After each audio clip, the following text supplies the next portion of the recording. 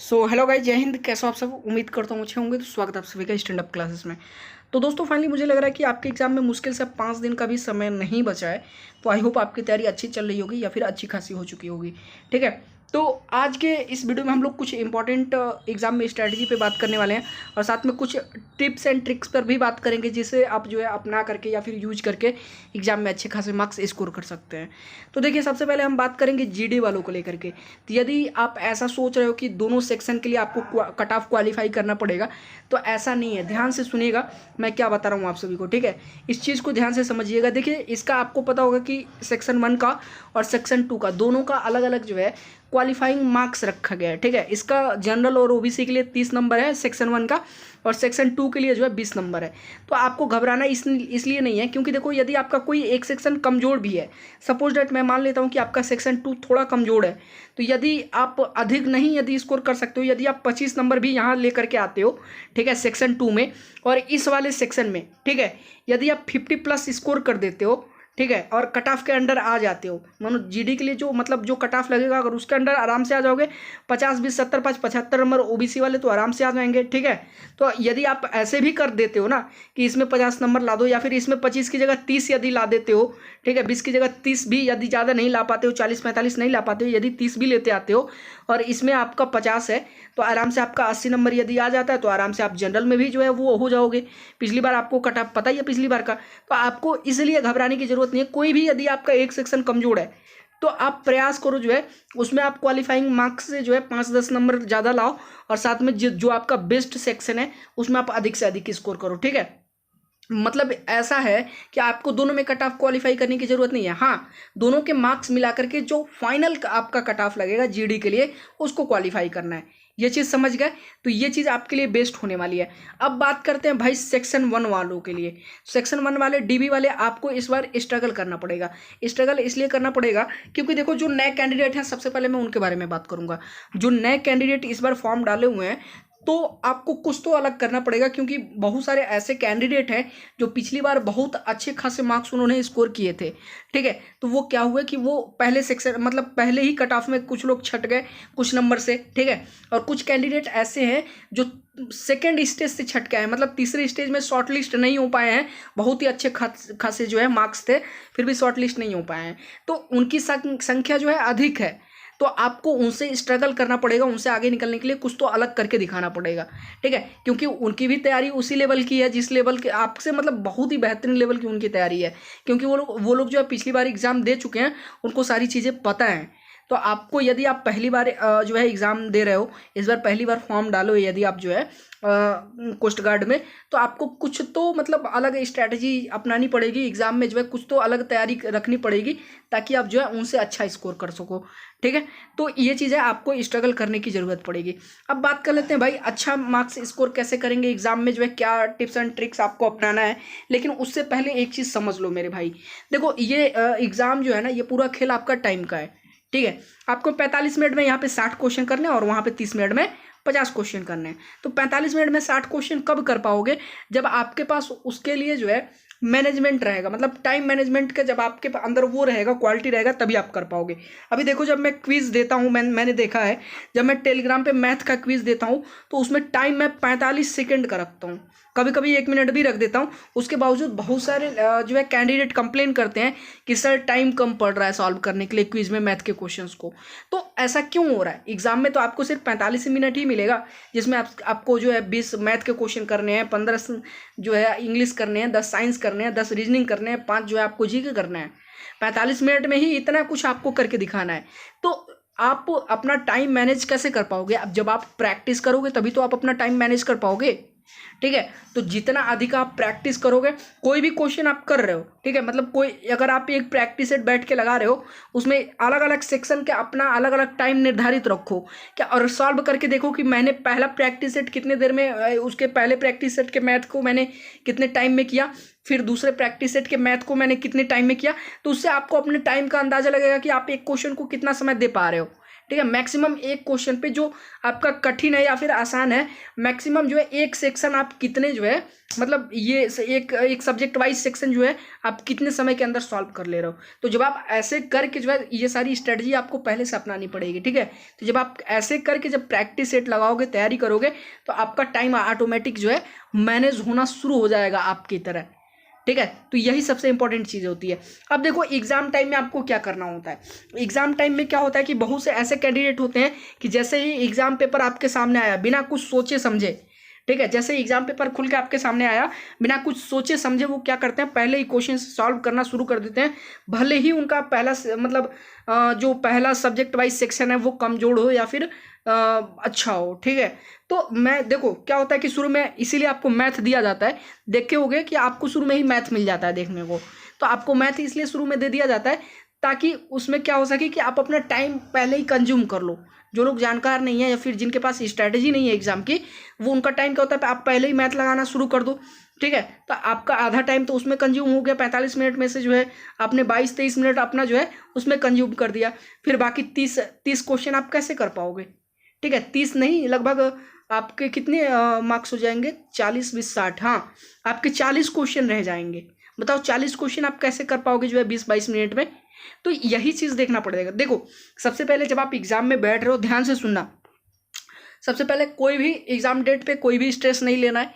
उससे पहले अभी 3-4 दिन का समय है, पर डे जितना प्रैक्टिस सेट लगा सकते हो, जितने टेस्ट सीरीज लगा सकते हो लगाओ, अपने आप को टेस्ट करो, अपने टाइम को मैनेज करना सीखो, ठीक है। जितना कुछ भी कर सकते हो पर डे, यदि आप 3 प्रैक्टिस सेट भी लगाते हो तो 5 दिन में 5 गुणे 3 आप कितने प्रैक्टिस सेट लगा पाओगे, 15 प्रैक्टिस सेट, ठीक है। 15 प्रैक्टिस सेट कोई चीज़ होती है, ठीक है। तो अब यहाँ पे देखो जब आप एग्जाम टाइम में जाते हो, सबसे पहले स्ट्रेस फ्री आपको रहना है एग्जाम नाइट में, ठीक है। अब एग्जाम में जब आप बैठते हो तो ऐसा नहीं है, देखो 1 मिनट कम से कम अपने ऊपर दो सोचने के लिए कि आपको आपके पास स्ट्रैटेजी क्या होनी चाहिए, कैसे सॉल्व करना है एग्जाम पेपर को।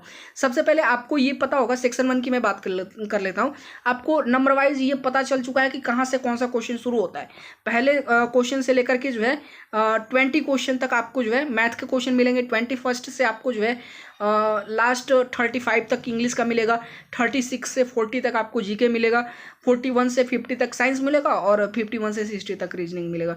तो आप ये नंबर याद कर लो, ठीक है। उसके बाद जो आपका बेस्ट पार्ट हो, मतलब जो आपको लगे कि हाँ इसमें मैं बहुत कम समय लूँगा और ये पार्ट मैं सॉल्व कर सकता हूँ, ठीक है। तो आप नंबर वाइज सीधे आप उस नंबर पे क्लिक कर लो। जैसे मान लो यदि आपको लगता है कि मेरा इंग्लिश जीके और साइंस बहुत ही अच्छा है, तो सबसे पहले आप 21 वाले क्वेश्चन पे क्लिक करो, फटाक से इंग्लिश पे आ जाओ, ठीक है।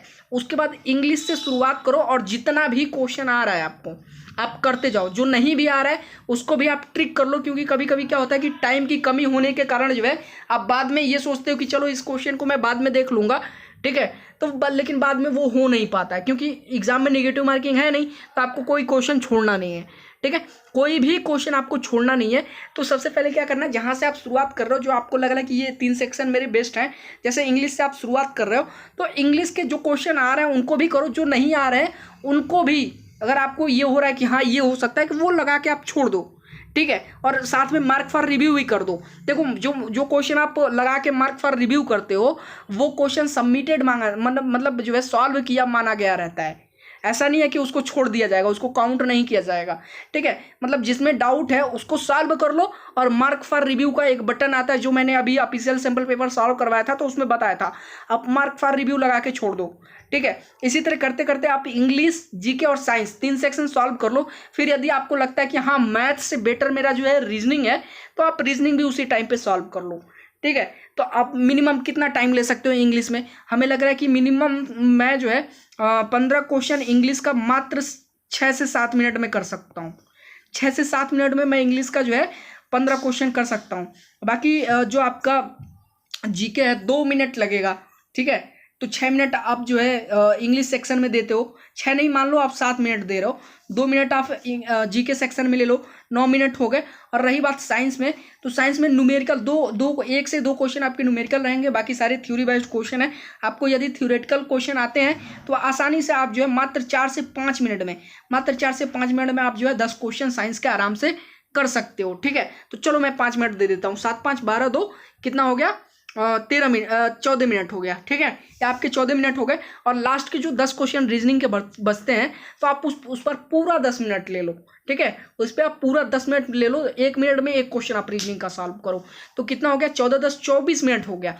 बाकी अब आपके पास टाइम ही टाइम बचा हुआ है, ठीक है। नियर अबाउट आपको मैथ सॉल्व करने के लिए लगभग 20 मिनट से ऊपर का समय आपको मिल रहा है। लगभग आपको 20 से 21 मिनट का समय मिलेगा कि आप आसानी से 20 क्वेश्चन में से, तो अब बताओ यदि आप जो है इन सेक्शंस में अच्छे खासे स्कोर कर लेते हो, जैसे मान लो ये आपके 40 नंबर के तो यही हो गए, 40 में यदि आपने पूरा मिला के 35 भी यहाँ पे सही कर लिया है, ठीक है, और उधर जाकर के यदि आप मैथ में 15 भी सही कर देते हो, 15 भी यदि आप सही कर देते हो 21 मिनट में, ठीक है, तो भी आपका कट ऑफ जरा आप काउंट कर लो कितना हो जाएगा, 50 हो जाएगा। 50 मतलब 50+ चला जाएगा, ठीक है, और इतना मार्क्स तो आप फाइनल में लेकर के पहुंच जाओगे। तो ये सारी चीज़ें ध्यान देनी होती है कि आपको किस तरह स्मार्ट वर्क करना है, क्या करना है।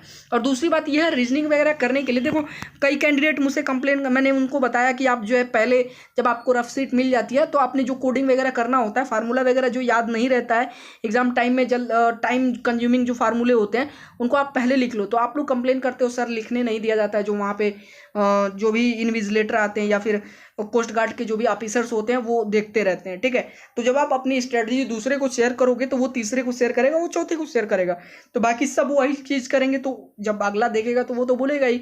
इसलिए एग्जाम टाइम में अपनी स्ट्रेटजी किसी से शेयर नहीं करते, आप करके पेज पलट के रख लो, कोई नहीं देखेगा, ठीक है। लास्ट में आपको 5 मिनट जो बचते हैं एग्जाम शुरू होने से पहले, जो आपको 5 मिनट मिलता है, इसमें आप वो सारी चीज़ें कर सकते हो। जैसे मान लो कोडिंग वगैरह आप करके रख लेते हो रीजनिंग के लिए, तो ये आपके क्या होते हैं, आपको एक्स्ट्रा टाइम दे देते हैं आपके एग्जाम टाइम में, ठीक है, क्योंकि ये फिर आपको कोडिंग वगैरह नहीं करना पड़ेगा, आपको वो टाइम बच जाता है।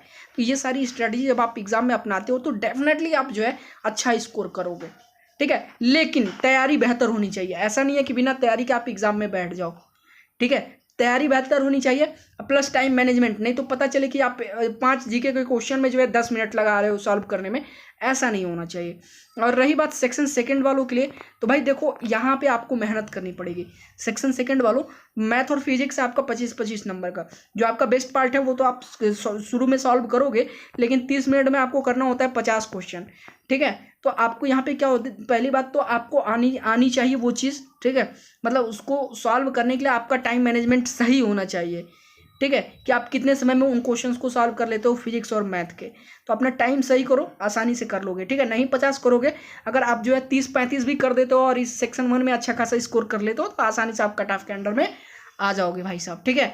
तो यही सारी चीज़ें हैं, इन्हीं सब चीज़ों पे डिस्कस करना था। अभी भी मन में कोई डाउट है तो प्लीज़ आप जो है ज़रूर कमेंट करिएगा। बाकी मैं प्रयास कर रहा हूँ 21 और 22 में जो है सेक्शन 1 के लिए साइंस और जीके का मैराथन लगाने के लिए 2 दिन महा मैराथन मैं लगवाऊंगा, ठीक है। जितना भी मैंने अभी तक प्रैक्टिस सेट करवा दिया है साइंस का, और साथ में महा पीडीएफ में भी कुछ क्वेश्चन है, वो सब कुछ महा मैराथन में एक बार मैं रिवाइज करवा दूंगा, ताकि एग्जाम टाइम में आपको दिक्कत ना हो। फिलहाल के लिए वीडियो पसंद आई तो वीडियो को लाइक कर दो, चैनल पर नए तो चैनल को सब्सक्राइब कर लो, और साथ में इस वीडियो को अपने दोस्तों तक भी शेयर कर देना ताकि उनको भी कुछ हेल्प हो सके। चलिए फिर मिलता है नेक्स्ट वीडियो में, तब तक के लिए धन्यवाद।